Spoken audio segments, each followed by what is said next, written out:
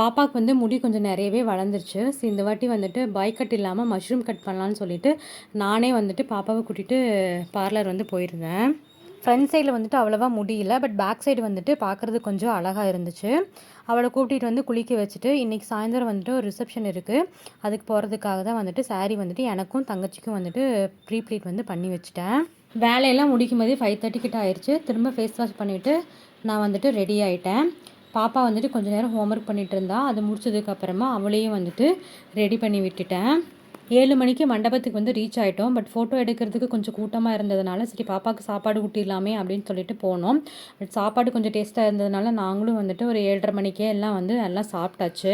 ஸ்டேஜுக்கு போய் ஃபோட்டோ எடுக்கிறதுக்கு 9 மணி ஆயிடுச்சு. அதுக்கப்புறமா டிஜே எல்லாம் போட்டு விட்டு டான்ஸ் ஆடிட்டு இருந்தாங்க. பாப்பாவையும் கொண்டு போய் விட்டுட்டோம். அவள் நல்லா ஜாலியாக வந்துட்டு என்ஜாய் பண்ணி ஆடிட்டு இருந்தா. அதுக்கப்புறமா வெளியே வந்துட்டு ஃபோட்டோ எடுக்கிறதுக்கு பிளேஸ் இருந்தது. ஃபேமிலி ஃபோட்டோஸ்லாம் எடுத்துகிட்டு கிளம்பிட்டோம். பாய்.